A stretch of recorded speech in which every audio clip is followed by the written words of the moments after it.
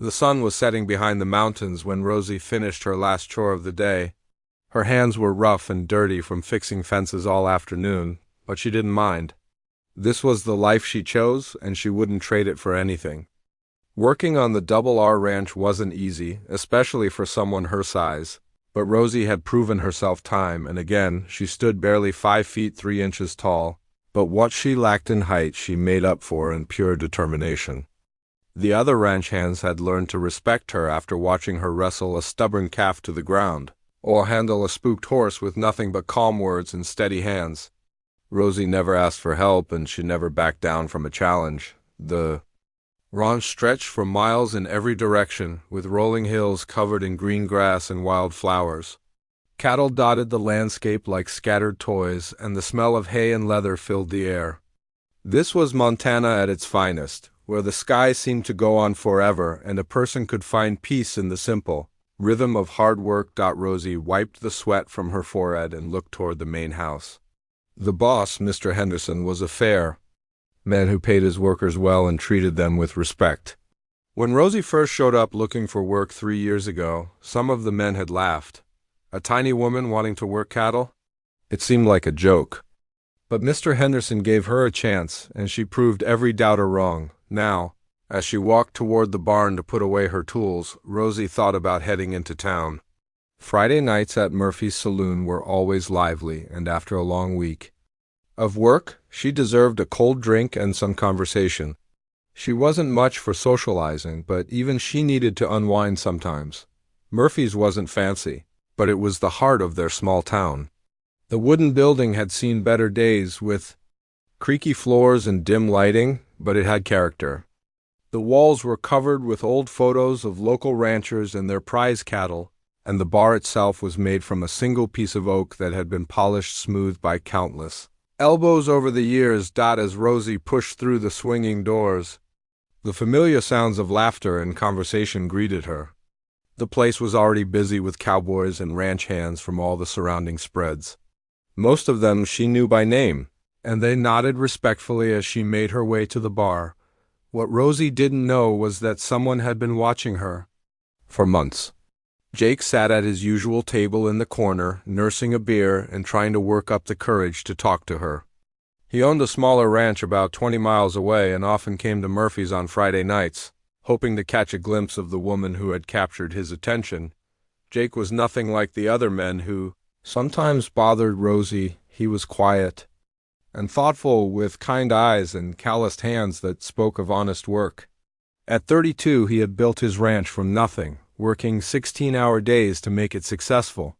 But despite all his achievements, he felt nervous every time he saw Rosie walk through those saloon doors. He had first noticed her at a cattle auction 6 months ago. While other buyers were shouting and making aggressive bids, Rosie stood calmly in the back, studying each animal with the eye of someone who truly understood livestock. When she finally raised her hand to bid, she got exactly what she wanted, at a fair price. Jake was impressed by her knowledge and confidence. Since then, he had learned more about her through casual conversations with other ranchers. They all spoke of Rosie with respect, sometimes even awe. She could rope a calf as well as any man, doctor a sick horse back to health, and work from dawn to dusk without complaining. More than that, she was known for her honesty and fairness. In all her dealings, Jake wanted to approach her, but he wasn't sure how. Rosie had a reputation for not suffering fools, and she seemed to have little patience for men who tried to impress her with boastful stories or unwanted attention. He had seen her shut down more than one cowboy who thought he could charm her with smooth talk and false bravado. Tonight, Jake sat in his corner and watched as Rosie ordered her usual drink, a simple beer, nothing fancy. She stood at the bar, with her back straight and her chin up, completely comfortable in her own skin. Her brown hair was pulled back in a practical ponytail, and her work clothes were clean but well worn. She wasn't trying to impress anyone, and somehow that made her even more attractive to Jake. The bartender, old Murphy himself, greeted Rosie with genuine warmth. He had known her since she first came to town, and he respected her just like everyone else. Murphy had seen plenty of tough characters come and go over the years, but Rosie was different. She was tough without being mean.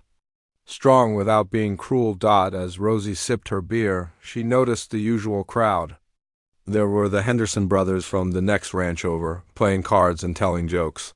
The Martinez family sat at a table near the window, celebrating their youngest son's 18th birthday. And there were the drifters and seasonal workers, who moved from ranch to ranch, looking for work and adventure. What she didn't see was Jake watching her from his corner table.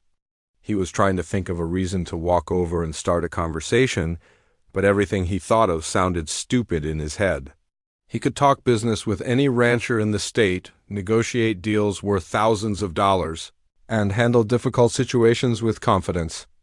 But when it came to talking to Rosie, his tongue seemed to tie itself in knots. Jake had been raised to respect women and treat them as equals. His mother had been a strong woman who helped build their family ranch, and she had taught him that a real man didn't need to put others down to feel important.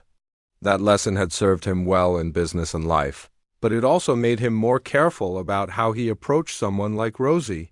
He could see that she valued her independence above everything else. She had worked hard to earn her place in a man's world, and she wasn't about to let anyone take that away from her. Jake understood that any man who wanted to be part of her life would have to respect that independence, not try to change it. The evening was still young, and Jake decided to stay a while longer. Maybe the right moment would present itself, or maybe he would finally find the courage to simply walk over and introduce himself properly. Either way, he was content to sit in his corner and watch the woman who had somehow managed to rope his heart without even trying. Rosie finished her first beer and ordered another, settling in for what she hoped would be a peaceful evening. She had no idea that her life was about to change, or that the quiet man in the corner was about to play a major role in that change. For now, she was simply a hard-working woman enjoying a well-deserved break, unaware that trouble was already walking through the door.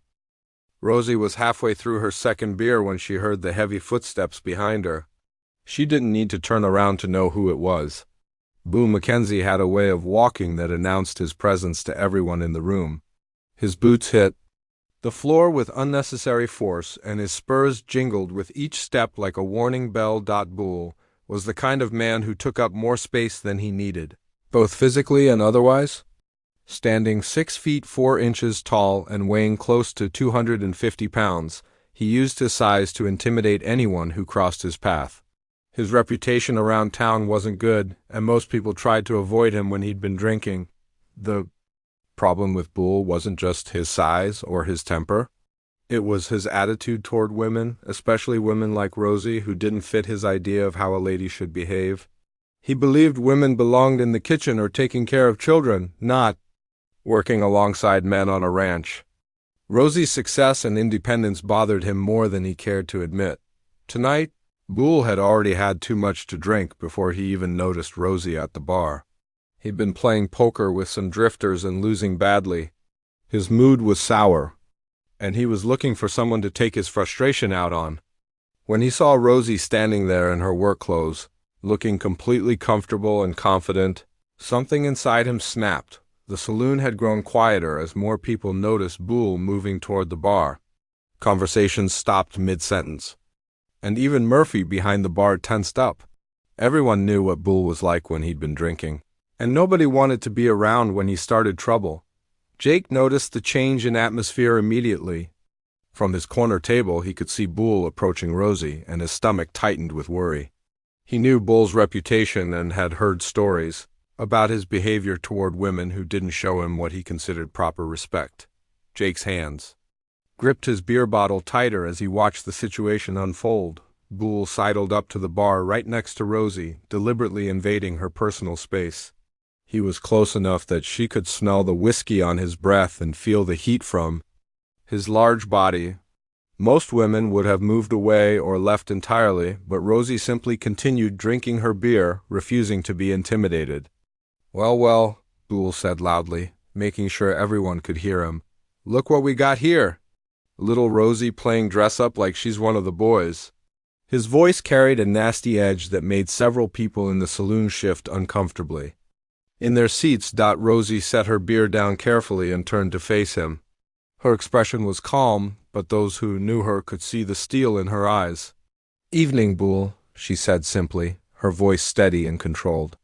She wasn't going to give him the reaction he was looking for. Boole leaned closer, using his height advantage to try to make her feel small. "You know, Rosie, I'd been thinking about you lately, wondering why a pretty little thing like you insists on doing man's work when you could be home where you belong." His words were slurred but deliberate, designed to provoke her. "I'm exactly where I belong," Rosie replied, her voice remaining level despite the anger building inside her. She had dealt with men like Boole before, and she knew that showing fear or backing down would only make things worse. Boole laughed, but there was no humor in it. "Is that so? You think you're as good as any man here? You think you can do everything we can do?" He gestured around the saloon, and several men looked away, uncomfortable with being included in his challenge. Jake watched from his corner, every muscle in his body tense. He wanted to intervene, but he also knew that Rosie wouldn't appreciate a man fighting her battles for her. She had made it clear through her actions that she could take care of herself. Still, he remained ready to step in if things went too far. "I don't think anything," Rosie said, taking a small step back to give herself more room. "I know what I can do because I do it every day. And right now, what I'm doing is having a quiet drink. I suggest you do the same." Boole's face darkened at her response. He wasn't used to women talking back to him, especially not in front of a room full of people. His reputation as someone to be feared was being challenged by a woman half his size, and he didn't like it one bit. "You got a smart mouth on you, girl," Boole said, his voice dropping to a threatening whisper. "Maybe somebody needs to teach you some manners. Maybe you need to learn your place." The temperature in the room seemed to drop several degrees. Murphy stopped wiping glasses and kept his hand near the shotgun he kept behind the bar. Several of the other patrons began looking toward the door, not wanting to be caught in the middle of whatever was about to happen. Rosie felt her heart rate increase, but her voice remained steady. "My place is wherever I choose it to be, Boole. And right now, I choose for it to be right here, having a drink in peace. I'm not looking for trouble, but I'm not afraid of it either." Boole took another step closer, and now he was towering over her, using every inch of his size to try to intimidate her. "You should be afraid," he said menacingly. "Little girls who play with the big boys sometimes get hurt." That was when Jake started to rise from his chair. He had heard enough, and he could see that Boole was escalating the situation beyond mere words. Several other men in the saloon had the same idea, but they all hesitated, unsure of how Rosie would react to their interference. Rosie noticed the movement around the room, but her attention remained focused on Boole. She could smell the alcohol on his breath and see the anger in his bloodshot eyes. She knew he was looking for an excuse to put her in what he considered her proper place, and she wasn't going to give him one. "I think you've had enough to drink, Boole," she said firmly. "Why don't you head on home and sleep it off? Tomorrow's a new day." Boole's laugh was ugly and harsh. "You telling me what to do now? You think you can order me around like I'm some hired hand?" His voice was getting louder, and spittle flew from his mouth as he spoke. The confrontation had reached a tipping point. Everyone in the saloon could feel it. The air was thick with tension, and it seemed like the slightest wrong move would set off an explosion. Rosie knew she was in danger, but she also knew that backing down now would mean facing this same situation again and again. Boole was the type of man who saw kindness as weakness and retreat as victory. "I'm not telling you anything," Rosie said, her voice calm but firm. "I'm suggesting that you leave me alone so we can both enjoy our evening in peace." Boole's response was to take one more step forward, close enough now that Rosie had to tilt her head back to look at his face. His massive frame blocked out the light from the lamps behind him, casting her in shadow. The threat in his posture was unmistakable, and everyone in the room knew that things were about to turn ugly. The moment Boole's massive hand shot out to grab Rosie's arm, everything changed. His thick fingers wrapped around her wrist like a vice, and he squeezed hard enough to leave bruises. He thought his size and strength would be enough to make her submit. To finally put this uppity woman in what he considered her proper place. He was wrong. Rosie's reaction was instant and explosive. Years of wrestling cattle, handling spooked horses, and doing heavy ranch work had given her strength that most people didn't expect from someone her size. More importantly, growing up with 3 older brothers had taught her how to fight dirty when she needed to. The moment Bull's hand closed around her wrist, Rosie twisted sharply and brought her free elbow up hard into his ribs. The impact made a solid thunk that echoed through the suddenly silent saloon. Bull grunted in surprise and pain, his grip loosening just enough for Rosie to yank her arm free. "Don't you ever put your hands on me?" she said through gritted teeth, her voice carrying a fury that made several men in the room step back instinctively. Bull staggered slightly, more from shock than pain. No woman had ever fought back against him before, and certainly not with such fierce determination. His face turned red with embarrassment and rage as he realized that everyone in the saloon was watching him get shown up by someone half his size. "You little wildcat," he snarled, raising his hand as if to strike her. "I'll teach you some respect." But Rosie was already moving. She ducked under his swinging arm and drove her shoulder into his stomach with all the force she could muster. Bull doubled over, wheezing as the air rushed out of his lungs. The crowd around them pressed back, giving them space while shouting encouragement and warnings. Jake was on his feet now, his chair scraping loudly against the wooden floor. Every instinct told him to jump in and help, but he forced himself to stay back. Rosie was handling herself, and interfering now might make things worse for her later. Still, his hands were clenched into fists, ready to act if Bull tried anything.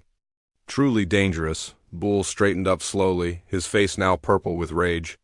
He had never been humiliated like this, especially not by a woman in front of a room full of men. His reputation was everything to him, and right now it was being destroyed by someone he considered beneath him. "You're gonna pay for that," he growled, lunging toward her with both arms outstretched as Rosie was ready for him. She sidestepped his clumsy charge and stuck out her leg, sending the big man crashing into a nearby table. Chairs scattered and beer bottles shattered as Bull hit the furniture hard. The men who had been sitting there jumped out of the way, some cheering for Rosie, others just trying to avoid getting caught in the chaos. The sound of breaking glass seemed to snap Bull out of his drunken rage and into something more dangerous. He pushed himself up from the wreckage of the table, pieces of broken bottle crunching under his boots. There was a cut on his forehead where he had hit the table edge, and blood was trickling down into his eyes. "Enough games," he said, his voice deadly serious now. "I'm gonna finish this." This time when he came at her, Bull moved more carefully.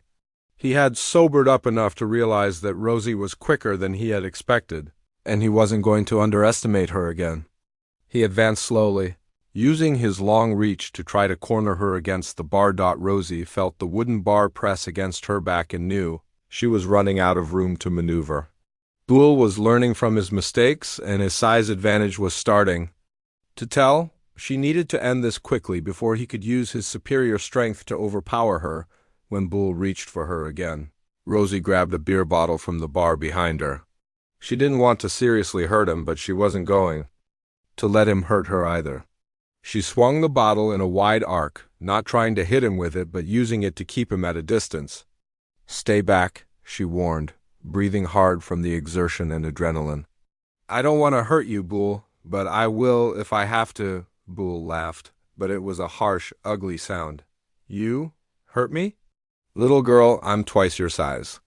You can't keep this up forever." He was right, and Rosie knew it.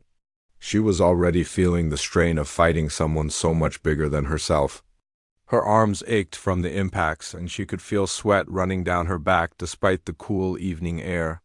But she also knew that giving up now would mean worse things than a simple beating. The next few seconds happened in a blur of motion.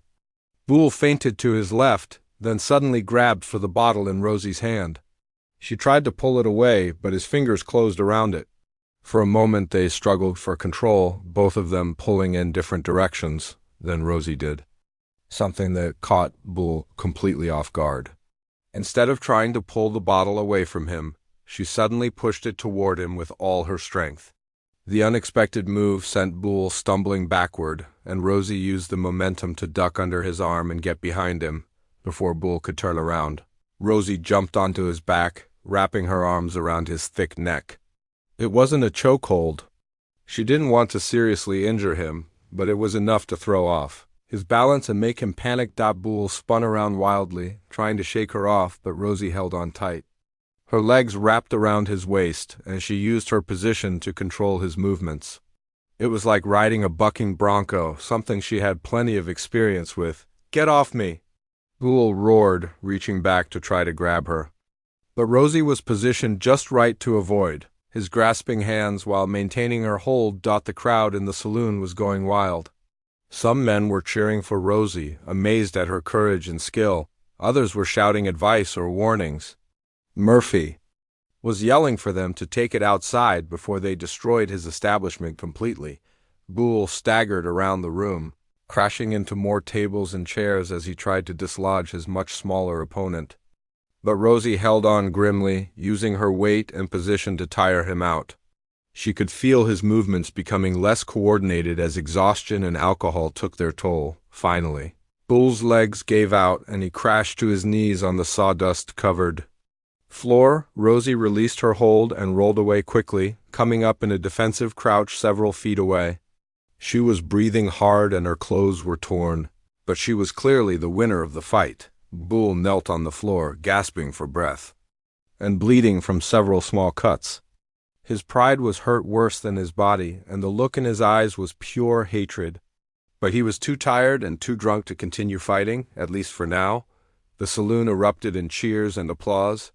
Men who had known Rosie for years looked at her with new respect, while those who didn't know her stared in amazement.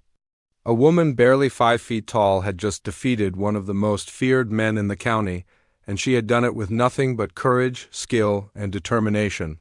Rosie stood slowly, keeping her eyes on Bull in case he tried to get up again. Her heart was pounding, and she could feel the adrenaline still coursing through her veins. She had won, but she knew this wasn't over. Men like Bull didn't forget humiliation, and he would be looking for revenge. The cheers and applause echoing through Murphy's saloon began to die down as everyone watched Bull struggle to catch his breath on the sawdust-covered floor. Rosie stood a few feet away, her chest rising and falling rapidly, sweat glistening on her forehead. Her hair had come loose from its ponytail during the fight, and her shirt was torn at the sleeve, but her eyes remained alert and focused on her defeated opponent. For a moment it seemed like the worst was over. Bull looked beaten, both physically and mentally. The humiliation of being bested by someone half his size in front of a room full of people appeared to have taken the fight out of him. Several men in the crowd began to relax, thinking the excitement was finished for the evening. Jake remained standing by his table, his hands still clenched into fists. Unlike the others, he kept his attention split between Rosie and Bull. Something in Bull's posture worried him. The big man's head was down, but Jake could see his shoulders tensing, his breathing becoming more controlled.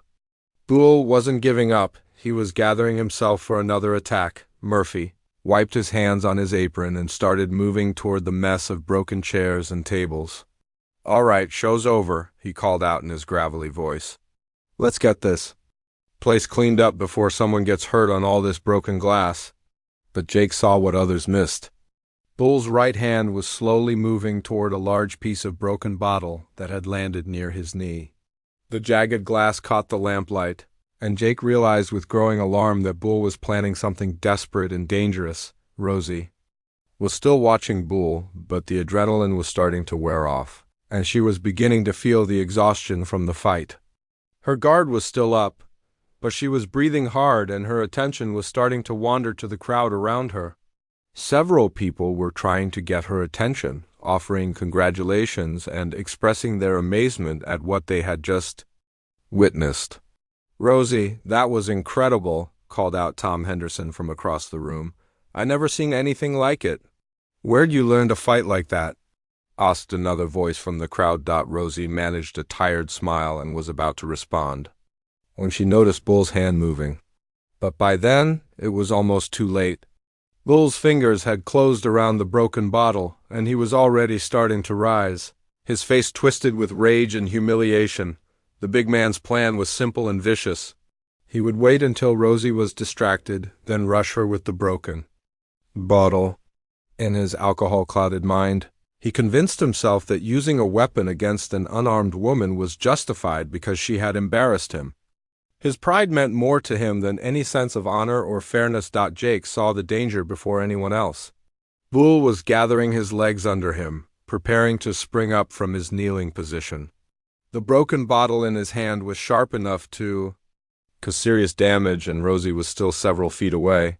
Tired from the fight and momentarily distracted by the crowd, time seemed to slow down as Jake made his decision.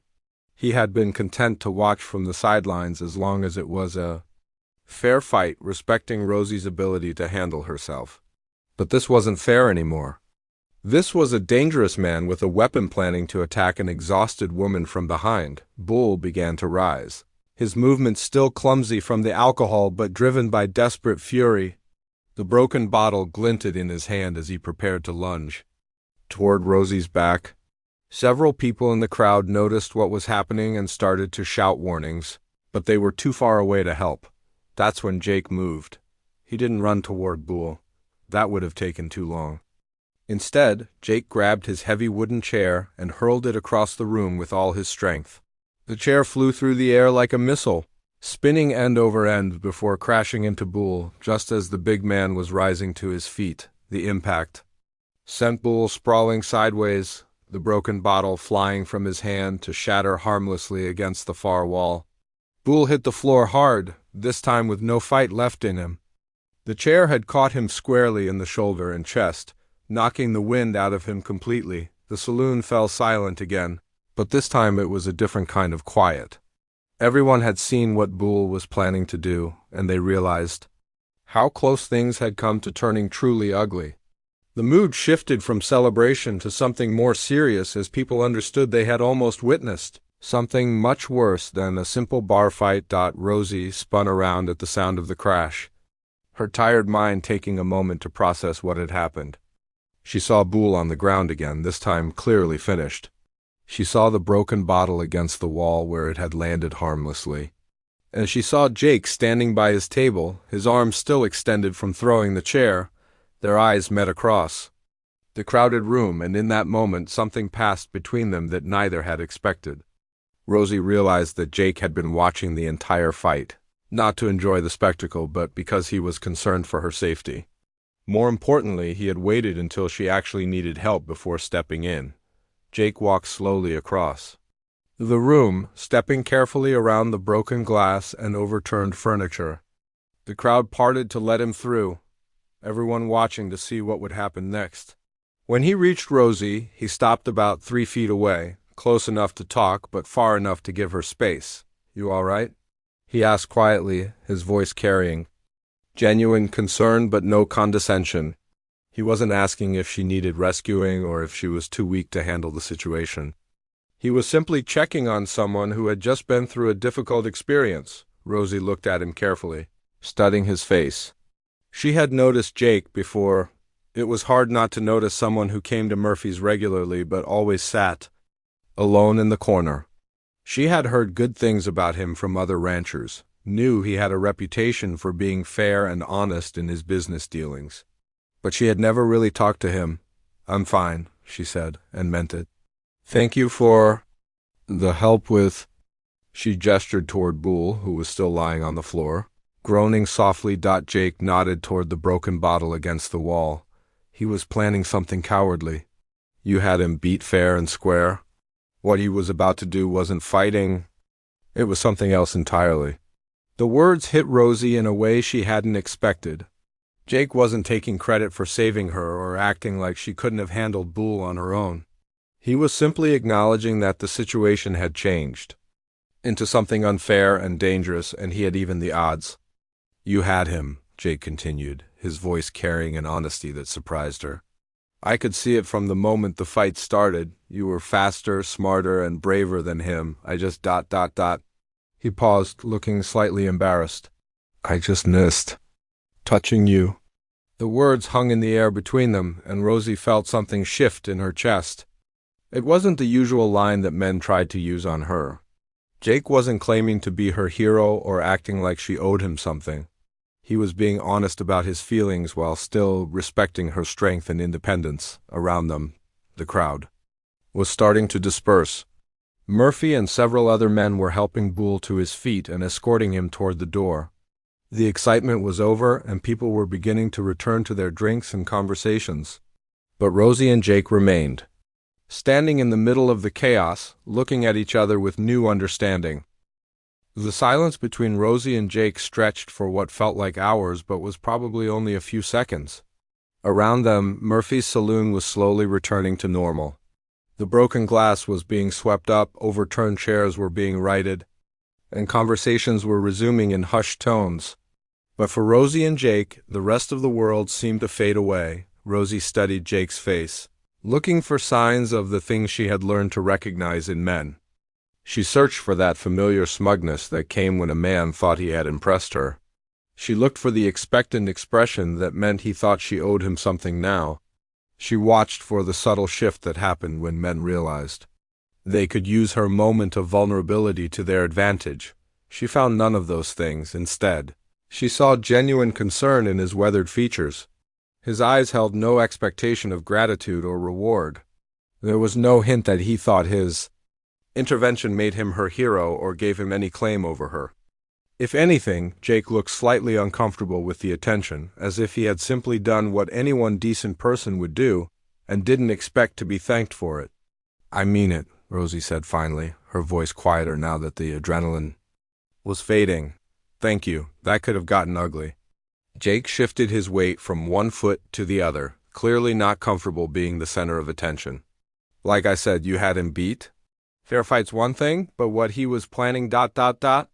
He shook his head, his jaw tightening slightly. "That's not how real men settle things." The word struck Rosie as odd, not because of what Jake said, but because of how he said it. Most men would have jumped at the chance to position themselves as her protector, to make her feel like she needed their strength. Jake seemed almost apologetic for interfering, as if he was worried she might be angry with him for stepping in. "You were watching the whole time," Rosie said. It wasn't a question, but a statement. She had become good at reading people during her years working in a male-dominated world, and she could tell that Jake's intervention hadn't been a split-second decision. He had been paying attention to the entire situation. Jake's cheeks reddened slightly, and he looked down at his boots. "I hope that doesn't bother you. I wasn't trying to. I wasn't watching to see you get hurt or anything like that.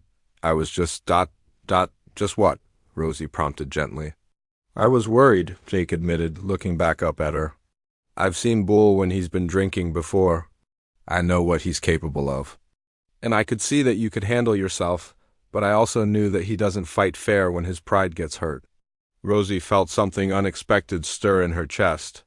She was used to men either dismissing her abilities entirely or being intimidated by her strength. Jake seemed to fall into neither category. He had recognized her skill while also understanding the real dangers she faced, not because she was weak, but because her opponent was the type of man who would escalate beyond the bounds of decent behavior. "How long have you been coming here?" she asked, genuinely curious now. "About 6 months," Jake replied. "Ever since I started bringing cattle to the auctions in town. I usually just come in for a beer after business, then head home to my ranch." "Your ranch?" Rosie had heard mention of a newer operation somewhere west of town, but she hadn't paid much attention to the details. "It's not much yet," Jake said, with a modest smile. "About 1,000 acres. I'm still building it up, learning as I go. It's just me and 2 hired hands right now, but we're making progress." Rosie found herself genuinely interested in hearing more. Most men who tried to talk to her either bragged endlessly about their accomplishments or treated her like she wouldn't understand ranch business. Jake spoke about his work with quiet pride but no boasting, and he talked to her like an equal who would understand the challenges he faced. "That's hard work, building a place from scratch," she said, "especially doing it mostly on your own." "You'd know about hard work," Jake replied. and there was respect in his voice. "I've heard about what you've accomplished at the double R word gets around about someone who can handle cattle like you do."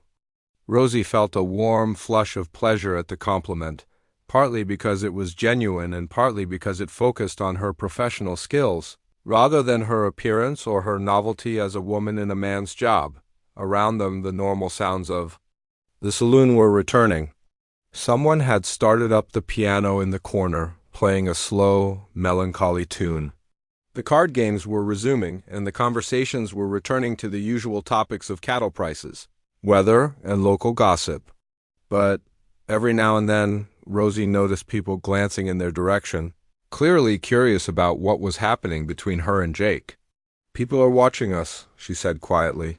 Jake glanced around the room and nodded. "Does that bother you?" "No," Rosie said, and realized she meant it. Usually, being the center of attention made her uncomfortable, especially when it came to her interactions with men. But somehow, standing here talking with Jake felt natural, despite the audience. "Good," Jake said. "Because I was hoping I could buy you another beer to replace the one that got knocked over during the fight."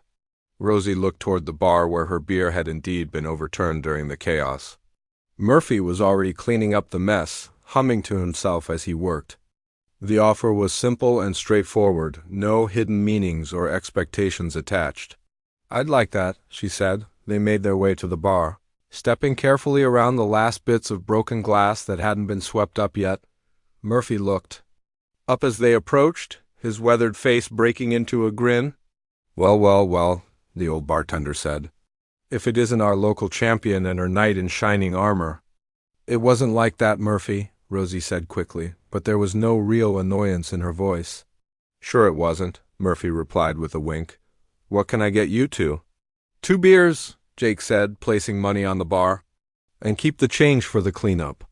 Murphy poured their drinks and slid them across the polished wood surface. "On the house," he said, pushing Jake's money back toward him. "After what you two just did, the least I can do is provide the drinks. That was the most excitement this place has seen in years." Rosie picked up her beer and took a long sip, feeling some of the tension finally leaving her shoulders. The familiar taste was comforting after everything that had happened. Beside her, Jake did the same, and they stood in comfortable silence for a moment. "I have to ask," Rosie said finally. "Why didn't you step in sooner?" "Most men would have jumped in the moment Boole started talking to me." Jake considered the question seriously before answering. "Because it wasn't my fight to fight. You're clearly capable of handling yourself, and you made it clear you didn't want help. I figured the best thing I could do was stay ready in case things got out of hand, but let you handle it your way." "And when did you decide things had gotten out of hand?" "The moment he reached for that bottle," Jake said without hesitation. "Up until then, it was a fair fight, even if it wasn't an even one. You were winning on skill and determination. But when he decided to bring a weapon into it, Jake shook his head. "That crossed the line," Rosie nodded slowly. It was exactly the right answer, and she could tell Jake meant every word of it. He had respected her independence and her ability to fight her own battles, but he had also recognized when the situation had moved beyond the bounds of a fair confrontation. For the first time in longer than she could remember, Rosie found herself genuinely curious about a man. 3 weeks had passed since the night at Murphy's saloon, and life had settled into a new rhythm at the Double R Ranch. Word of Rosie's fight with Boole had spread throughout the county like wildfire, and her reputation had grown even stronger. Ranch hands from neighboring spreads now spoke of her with a mixture of respect and awe that she had never experienced before. But the most significant change in Rosie's life wasn't how others saw her. It was how often she found herself thinking about Jake. She would catch herself looking toward the western hills where his ranch lay, wondering what he was doing and whether he might ride over for supplies or business. When she heard hoofbeats approaching the main house, her heart would skip a beat, hoping it might be him coming to visit. Jake, for his part, had been finding more reasons to conduct business near the Double R Ranch than ever before. He needed feed for his cattle, so he stopped by to see if Mr. Henderson had any to spare. His fence was damaged in a storm, so he came looking for wire and posts. His truck was acting up, so he rode over to ask if any of the ranch hands knew about engines. The excuses were becoming increasingly thin. But neither Jake nor Rosie seemed to mind. On this particular morning, Rosie was working in the south pasture, checking fence lines and making repairs where needed. It was honest, satisfying work that let her mind wander while her hands stayed busy. The spring air was crisp and clean, carrying the scent of new grass and wildflowers across the rolling hills. She was hammering a loose board back into place when she heard the sound of a horse approaching. Without looking up, she knew it was Jake. She had learned to recognize the steady, unhurried gait of his favorite gelding, a reliable bay named Chester that Jake had trained himself. "Morning, Rosie," Jake called out as he approached, his voice carrying the warm tone that had become familiar over the past few weeks. "Morning," she replied, finishing with the nail before turning to face him. "What brings you out this way today?" Jake dismounted and walked Chester over to the fence, wrapping the reins loosely around a post. "Actually, I was hoping to talk to you about something business-related," he added quickly, as if he didn't want her to think he was just making another excuse to see her. Rosie set down her hammer and gave him her full attention. Over their previous conversations, she had learned that Jake didn't waste words or make casual small talk. When he said he wanted to discuss business, he meant it. "I'm listening," she said. Jake took off his hat and ran his fingers through his hair, a gesture Rosie had noticed he made when he was thinking through something important. "I've got a problem, and I think you might be the person to help me solve it. But I want to be upfront about something first." "What's that?" "I'm asking because I respect your knowledge and experience, not because I'm looking for an excuse to spend time with you." Jake paused, then added with a slight smile, "Though I'd be lying if I said I didn't enjoy our conversations." Rosie felt warmth spread through her chest at his honesty. "What's the problem?" "I've got a chance to buy 50 head of cattle from a ranch up north. Good stock, fair price, but there's a catch. The seller wants them moved within the week, and it's a 3-day drive through some rough country. I don't have enough experienced hands to make the drive safely." Rosie nodded, understanding the challenge immediately.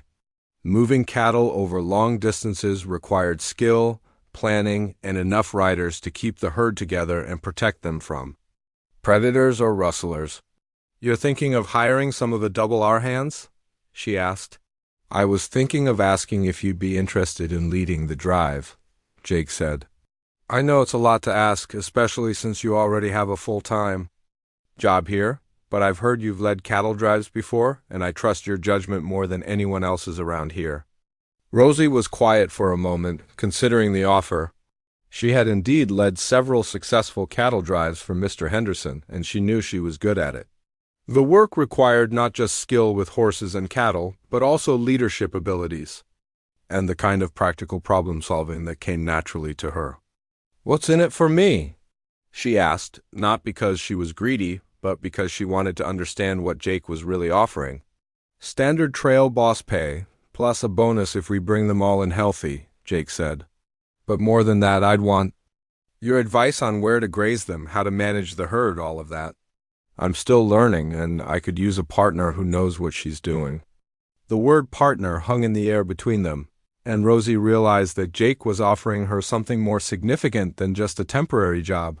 He was suggesting a real business relationship, the kind of equal partnership that most men would never consider with a woman. "You'd trust me to make decisions about your cattle?" she asked. "I'd trust you to make better decisions than I would," Jake replied without hesitation. "You know more about managing livestock than I do. Why wouldn't I want your expertise?" It was such a simple statement, but it meant everything to Rosie. In her experience, men either dismissed her knowledge entirely or felt threatened by it. Jake seemed genuinely eager to learn from her, to benefit from her experience rather than compete with it. "I'd have to talk to Mr. Henderson," she said. "Make sure he can spare me for a week." "Of course. I wouldn't want to cause problems with your regular job." Rosie found herself nodding. "Assuming he says, yes, I'm interested. When would we leave?" "Monday morning, if possible. That would give us time to plan the route and organize supplies." They spent the next hour discussing the details of the cattle drive. Jake showed her a rough map of the route, and they talked through the challenges they might face.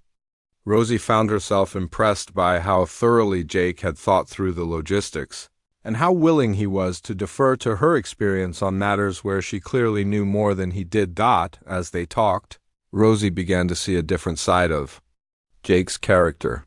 He was ambitious and hardworking, but not in the aggressive, domineering way that characterized so many men in their business.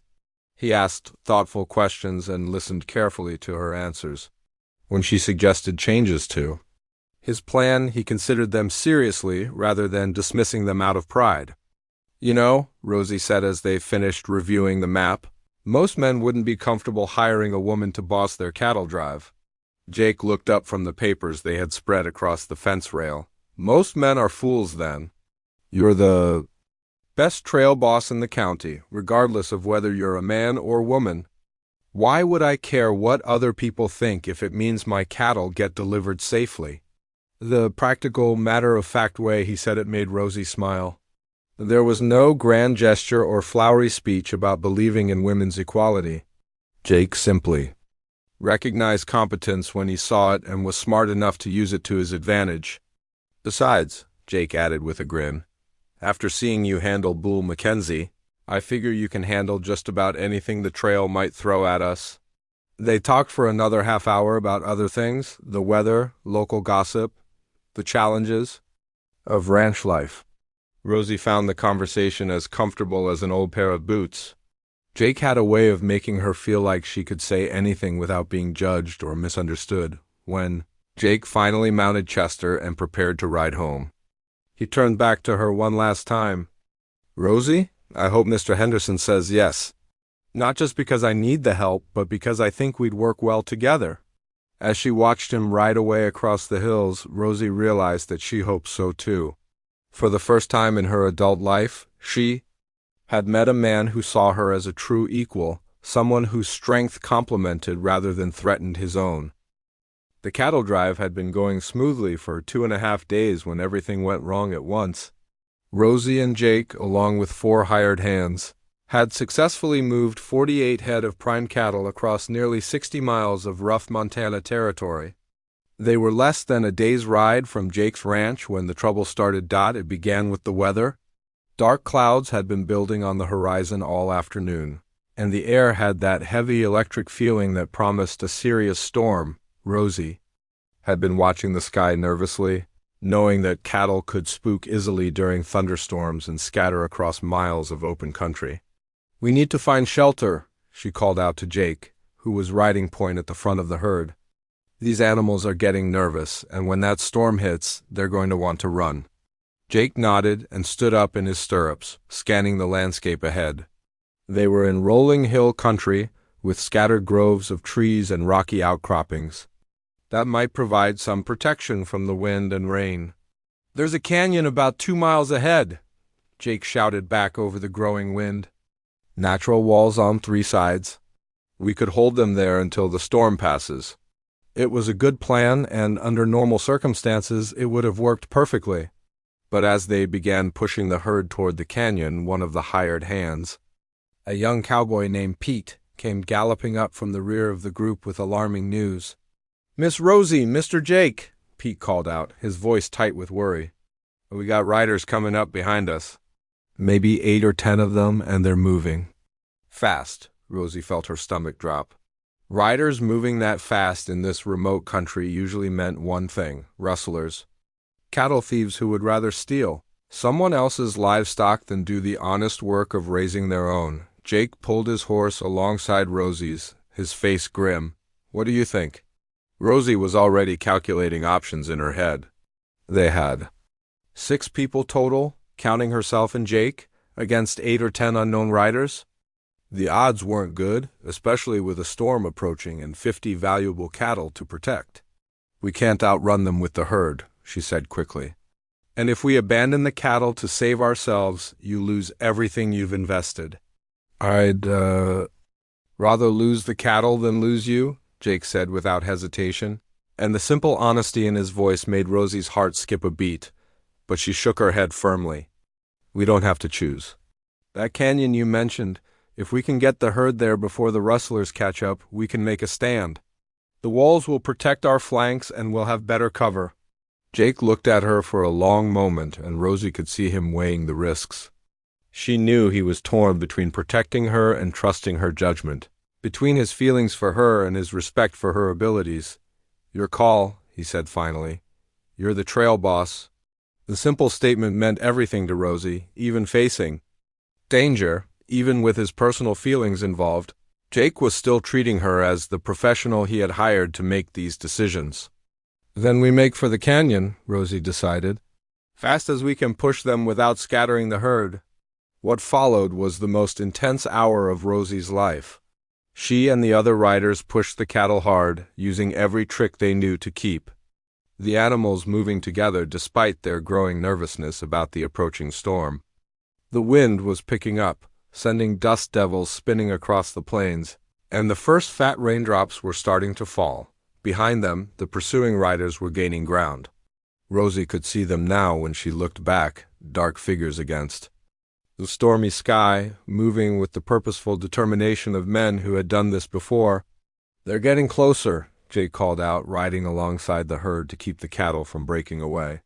"I know," Rosie replied, her voice steady despite the adrenaline coursing through her veins. "But we're almost there." Another mile.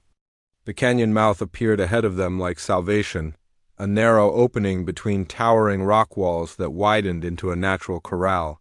If they could get the cattle inside and block the entrance, they would have a defensible position.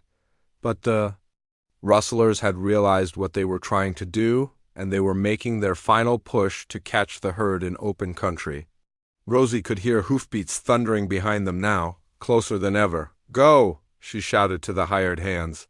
"Get those cattle into the canyon. Jake and I will buy you time." It was a dangerous decision, but it was the only one that made sense. While the others drove the herd toward safety, Rosie and Jake wheeled their horses around to face the approaching rustlers. The sight of them stopping to fight seemed to surprise the thieves, who had probably expected their victims to run or surrender. Rosie could see them hesitating, uncertain whether to charge two determined riders who showed no sign of backing down. "You sure about this?" Jake asked, checking his rifle. "I'm sure," Rosie replied, though her heart was pounding. "They're counting on us being easy targets. Let's show them they're wrong." The confrontation that followed was brief but intense. The rustlers tried to intimidate them by riding close and shouting threats, but Rosie and Jake held their ground. When one of the thieves finally lost patience and spurred his horse toward them, Jake put a warning shot over his head that sent him scrambling for cover. "Next one won't be a warning," Jake called out, and his voice carried a steel that made even the hardened rustlers think twice. The standoff might have continued longer, but the storm finally broke with devastating force. Rain came down in sheets, lightning split the sky, and thunder rolled across the hills like cannon fire. The rustlers' horses began to spook and dance, and visibility dropped to almost nothing in the downpour. In the chaos of the storm, the rustlers decided that 50 head of cattle weren't worth dying for. One by one, they turned their horses and disappeared into the rain, leaving Rosie and Jake alone on the prairie. "We did it," Jake said, water streaming from his hat brim. "They're gone?" But Rosie was already turning her horse toward the canyon. "The cattle," she said. "We need to make sure they're all accounted for." They rode hard through the storm to the canyon entrance, where they found the hired hands had successfully driven the herd to safety. All 50 animals were present and, unharmed, huddled together in the natural shelter of the rock walls. "That was some fine riding, Miss Rosie," Pete called out as they arrived. "I never seen anyone face down rustlers like that." But Rosie barely heard the compliment. She was focused on Jake, who was checking each of the men to make sure no one had been injured during the dangerous drive to the canyon. As the storm raged overhead, they made camp in the shelter of the rocks. The hired hands built a fire and started preparing a simple meal while Rosie and Jake found a quiet spot to talk. "I've never seen anything like what you did out there," Jake said quietly. "The way you handled the whole situation, the decision-making, the courage, everything. You saved my cattle and probably our lives too." Rosie looked at him through the flickering firelight. We did it together. You could have run when those rustlers showed up, but you stayed and fought beside me. That takes the same kind of courage. I wasn't going to leave you to face them alone. And I wasn't going to let them steal your cattle without a fight. They sat in comfortable silence for a while, listening to the rain drumming against the canyon walls. The danger was over, but something had changed between them during those intense hours. They had faced a real test together and proven they could trust each other completely. Rosie, Jake said finally, I know this isn't the time or place, but I need to say something. What happened today made me realize how much you mean to me. Not just as a partner or a friend, but as something more. Rosie felt her breath catch. She had been hoping to hear those words, but she hadn't expected them here, in a storm-battered canyon with rustlers somewhere in the night. I feel the same way, she admitted, her voice barely audible over the rain. In that moment, surrounded by danger but safe in each other's presence, they both knew their relationship had moved beyond business partnership into something deeper and more permanent. The morning after the storm dawned clear and bright, with the kind of crisp air that made everything seem possible. Rosie woke early in her bedroll, listening to the sounds of the camp coming to life around her. The hired hands were already stirring the fire and preparing coffee, while the cattle grazed peacefully in the natural corral of the canyon. She found Jake standing at the canyon entrance, looking out over the rain-washed landscape. His hair was still damp from washing in a stream that had formed during the night's downpour, and his expression was thoughtful as he watched the sun climb over the distant hills. Morning, Rosie said quietly, not wanting to startle him. Jake turned and smiled, and the warmth in his eyes made her heart flutter, the same way it had the night before when they had finally spoken honestly about their feelings. Morning, I was just thinking about what Pete said last night, about never seeing anyone handle rustlers like that. Jake paused, his expression growing more serious. He was right. I don't think I fully understood what I was asking when I hired you to lead this drive. Rosie felt a familiar defensive tension start to build in her shoulders. Too many conversations that started this way ended with men deciding she was too much trouble, too dangerous to be around, too complicated for their simple lives. What do you mean? She asked carefully. I mean, I hired the best trail boss I could find, but I got so much more than that. Jake stepped closer to her, his voice growing softer. I got a partner who thinks 3 moves ahead. Someone who can make life-or-death decisions under pressure and get them right every time. I got someone brave enough to face down 8 armed men to protect what we'd worked for. The tension in Rosie's shoulders began to ease as she realized Jake wasn't retreating from what they had shared. If anything, he seemed to be moving closer to it. I also got the woman I want to spend the rest of my life with, Jake continued. If she have. Me, Rosie's breath caught in her throat. She had expected their relationship to develop slowly, carefully, the way most things did in her practical world. She hadn't expected a proposal in a canyon at sunrise, with cattle lowing in the background and coffee brewing over an open fire. Jake, she said, her voice barely above a whisper. I know it's sudden, he said quickly. I know we've only known each other for a few weeks. But yesterday showed me something important. When everything went wrong, when we were facing real danger, you were the person I wanted beside me.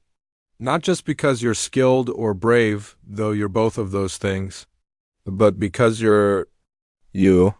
Rosie studied his face, looking for any sign that this was the heat of the moment talking, or that he hadn't fully thought through what he was asking. What she saw instead was the same steady determination that had attracted her to him in the first place, combined with a vulnerability that told her this moment meant as much to him as it did to her. What exactly are you asking me? She said, though she was pretty sure she knew. I'm asking if you'll marry me, Jake said simply. I'm asking if you'll be my partner in everything, the ranch, the business, life. I'm asking if you'll take a chance on building something together that's bigger than what either of us could build alone. Rosie felt tears prick at the corners of her eyes, though she couldn't have said whether they were from joy or fear or a mixture of both. Marriage had always seemed like something that would require her to give up the independence she had fought so hard to achieve. But what Jake was describing didn't sound like surrendering her identity. It sounded like finding someone who would help her become even more herself. "I need you to understand something," she said finally. "I'm not going to stop working cattle. I'm not going to stay home and cook and clean while you run the ranch. That's not who I am." "I wouldn't want you to," Jake replied without hesitation. "The ranch needs both of us working it. I need your knowledge and your skills. More than that, I need your partnership. I'm not looking for someone to take care of. I'm looking for someone to build a life with." "And you're sure about that?" "Because there's going to be talk. People are going to say things about a man whose wife works alongside him like an equal." Jake's expression hardened slightly, and Rosie caught a glimpse of the steel that had faced down the rustlers the day before. "Let them talk. The people whose opinions matter will see what I see, that we're stronger together than apart. The ones who don't see that aren't worth worrying about." Rosie looked past him to where the hired hands were breaking camp, getting ready for the final push to Jake's ranch. These men had worked with her for 3 days now, had seen her make the decisions that kept them all safe, and they treated her with the respect she had earned. Maybe Jake was right. Maybe the people who mattered would understand. "There's something else," she said. "Mr. Henderson has been good to me. I can't just walk away from the Double R without giving him proper notice, helping him find someone to replace me." "Of course," Jake agreed. "We'll do this right. I'll talk to Henderson myself, make sure he knows how much I respect what he's done for you and how grateful I am that he gave you the chance to prove yourself." It was exactly the right thing to say, and Rosie felt the last of her doubts begin to fade. Jake understood that her loyalty to her current employer was part of what made her valuable as a partner. He wasn't asking her to abandon her principles. He was asking her to bring those same principles to their shared future. "Yes," she said, and the word came out stronger and more confident than she had expected. "Yes?" Jake repeated, as if he couldn't quite believe what he was hearing. "Yes, I'll marry you. Yes, I'll be your partner. Yes, I'll help you build something worth having." Jake's face broke into a grin that was brighter than the morning sun. He swept her into his arms and spun her around, both of them laughing like children. From across the camp, the hired hands looked up from their work and began to cheer, having obviously overheard the conversation. "About time," Pete called out. "We'd been watching you two dance around each other for 3 days." When Jake set her back on her feet, Rosie felt like everything in her world had shifted into perfect alignment. She had found work that challenged her, a man who respected her, and a future that didn't require her to choose between love and independence. 6 months later, Rosie and Jake were married in a simple ceremony at the Double R Ranch, with Mr. Henderson proudly walking her down the aisle and Murphy providing the music on his old fiddle. The guest list included ranchers from across the county, many of whom had come as much to see the famous cattle-driving bride as to celebrate the wedding. Will Mackenzie was notably absent, having left the area shortly after word got around about his cowardly behavior at the saloon. Some said he had headed for California, others thought he had gone north to Canada. Rosie didn't much care where he had gone as long as he stayed gone. The ranch that Rosie and Jake built together became known throughout Montana as one of the most successful operations in the territory. They ran cattle, bred horses, and built a reputation for fair dealing and quality livestock that brought buyers from as far away as Chicago. More importantly, they built a partnership that other couples looked to as an example of what marriage could be when two strong people chose to combine their strengths rather than compete with each other. Rosie never gave up her independence, and Jake never asked her to. Instead, they created something new, a relationship based on mutual respect, shared goals, and the understanding that love didn't mean making someone smaller, but helping them become everything they were meant to be. And on quiet evenings, when the work was done and they sat on their porch watching the sunset paint the mountains purple and gold, they would sometimes talk about that night at Murphy's saloon when everything changed. The night when a cowboy saw a woman fight a man twice her size, and instead of trying to rescue her, had the wisdom to wait until she truly needed help. You had him, Jake would say, echoing the words that had started it all. And you missed touching me? Rosie would reply, smiling at the memory of his honest confession. It'd been the perfect thing to say then, and it remained perfect now. Reminder that the best relationships were built not on need or dependence, but on choice and respect and the simple recognition that some people are meant to face the world together,